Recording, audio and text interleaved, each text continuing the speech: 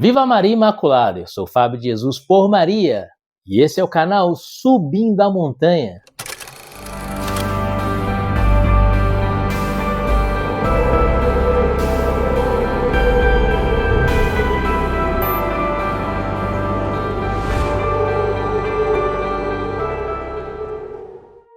Palavras de vida eterna, o pão da palavra no seu dia a dia. Porque não só de pão vive o homem, mas de toda a palavra que provém da boca de Deus. Quarta-feira, o evangelho que a igreja nos propõe está em Mateus, capítulo 10, versículos de 1 a 7. Abra o seu coração a uma mensagem do céu para você. Pelo sinal da Santa Cruz, livra-nos Deus, nosso Senhor, de todos os nossos inimigos. Em nome do Pai, do Filho e do Espírito Santo. Amém. Jesus reuniu seus 12 discípulos, conferiu-lhes o poder de expulsar os espíritos imundos e de curar todo mal e toda enfermidade.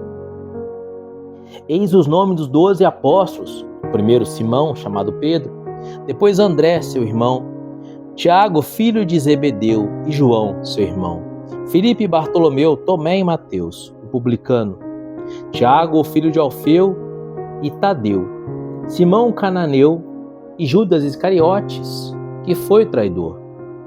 Estes são os 12 que Jesus enviou em missão após lhe ter dado as seguintes instruções: não ireis ao meio dos gentios, nem entrareis em Samaria. Ide antes as ovelhas que se perderam da casa de Israel. Por onde andardes, anunciai que o reino de Deus está próximo. Palavra da salvação. Glória a vós, Senhor. Queridos, Jesus aqui elege os seus 12 apóstolos e diz: ide primeiro as ovelhas perdidas da casa de Israel. Interessante essa palavra de Jesus, porque Jesus manda os apóstolos ir primeiro às ovelhas perdidas da casa de Israel, aqui em Mateus 10, se lá em Marcos capítulo 13, Jesus vai dizer: ide por todo mundo e pregai o evangelho a toda criatura. É para ir às ovelhas perdidas da casa de Israel, ou é para ir para o mundo inteiro, pregar o evangelho para os gentios, para aqueles que não eram judeus, para aqueles que não eram do povo escolhido, do povo da aliança? Essa questão para nós hoje, 2000 anos passados da história da igreja, parece uma questão simples. Para nós é claro que o evangelho deve ser pregado para todos os seres humanos, para todas as pessoas. Mas na época dos discípulos não era assim. Naquela época, para aqueles homens criados e educados na fé judaica, a palavra sagrada, a palavra de Deus, só poderia ser anunciada para o povo sagrado, para o povo de Deus, o povo da aliança, fundado sobre os 12 filhos de Jacó. Jacó que mudou seu nome para Israel, por isso as 12 tribos de Israel. Os gentios eram uma nação impura. Eles não podiam tomar parte no sacerdócio, por exemplo. Eles não podiam tomar parte no culto, por exemplo, como os levitas, que faziam o culto de adoração a Deus, que louvavam a Deus com cânticos. Eles não podiam ser levitas, eles não podiam ser sacerdotes, eles não podiam ser ministros de Deus. Eles não podiam sequer participar das coisas sagradas, porque eles eram gentios, eles eram um povo impuro. E aí? A palavra deve ser anunciada para todos ou a palavra deve ser anunciada apenas para os judeus? Quando Paulo começa a pregar o evangelho para os gentios, para os pagãos, isso escandaliza alguns judeus. E é feito até mesmo um concílio em Jerusalém, onde fica estabelecido que Paulo iria aos judeus, ou melhor, que Paulo iria aos gentios e que Pedro pregaria aos judeus. E nesse evangelho de hoje, então, parece que Jesus alimenta essa dúvida no coração dos apóstolos, porque aqui Jesus disse: ide primeiro as ovelhas perdidas da casa de Israel. Jesus diz assim: não ireis ao meio dos gentios, nem entrareis em Samaria. E diante as ovelhas perdidas da casa de Israel. Não é para vocês ir pregar para os gentios. Jesus dá uma ordem clara: não é para vocês irem pregar para os gentios. Acontece que naquele momento específico, Jesus queria que os seus discípulos, que os seus apóstolos fossem pregar para os judeus, naquele momento específico. E o símbolo é bem claro.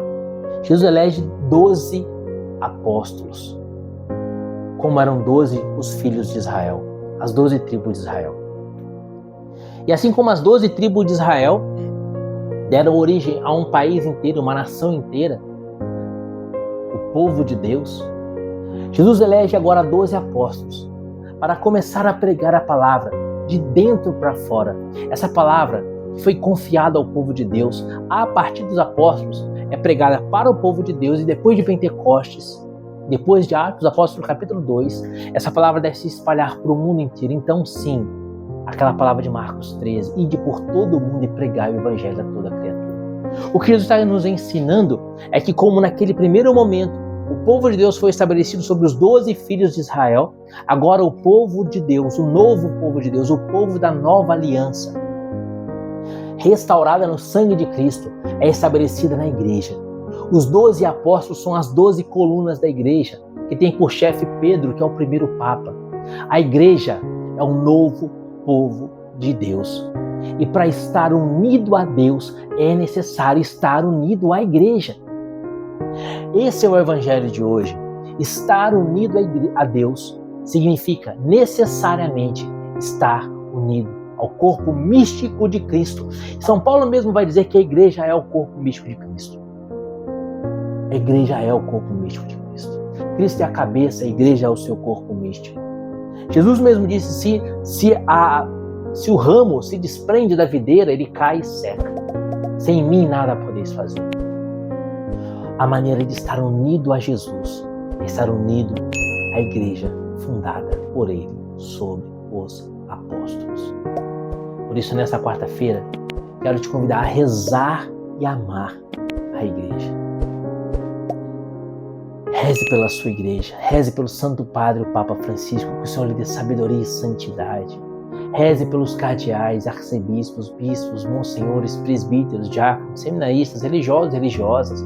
Reze pelos fiéis leigos, reze pelas famílias católicas, reze pela igreja. A igreja tem a missão de estabelecer o reino de Deus no mundo. Só que a igreja sou eu e você, a igreja somos nós. Essa igreja que foi fundada por Jesus na pessoa de Pedro, em Mateus capítulo 16, versículo 18, quando Jesus diz, Simão, tu és Pedro, e sobre essa pedra edificaria a minha igreja, e as portas do inferno não prevalecerão contra ela. Essa igreja que tem a missão de guardar, de resguardar a palavra de Jesus, os seus sacramentos e os seus mandamentos. Desde o primeiro Papa, que foi Pedro, até o último Papa, que estará vivo e reinando sobre a igreja quando Jesus voltar na sua segunda vinda gloriosa. Reze pela igreja. Essa igreja bendita, fundada por Jesus, que há de permanecer para sempre, porque o céu também é a igreja triunfante. Reze pela igreja. Ofereça hoje uma oração e um jejum, um pequeno jejum pela igreja. A igreja hoje é atacada e vilipendiada pelo mundo inteiro. A igreja é perseguida aqui na América do Sul, na Nicarágua, ou melhor, na América Central, né? Na Nicarágua, onde aquele bispo foi preso e ninguém sabe mais o paradeiro daquele bispo. Os cristãos são mortos e perseguidos por diversos países do mundo, de forma especial nos países comunistas e muçulmanos. E nós, o que fazemos? Ao menos reze e ofereça um pequeno sacrifício pela igreja. Se você gosta de doces, hoje eu renuncie um doce. Se você gosta de café, quem sabe hoje não é o dia de ficar sem tomar café. Não sei, faça um pequeno sacrifício pela igreja hoje e reze o seu terço na intenção da Santa Igreja. Nós somos o novo povo de Deus. Os filhos de Jacó, o povo de Israel, era o povo da aliança. A igreja católica, apostólica, romana, fundada sobre Pedro, pelo próprio Cristo, é o povo da nova e definitiva aliança. Reza pela igreja, sofra pela igreja, ame a igreja e ide por todo mundo anunciar essa verdade. Ide por todo mundo pregar o evangelho a toda criatura. Deus te abençoe e viva Maria, irmão.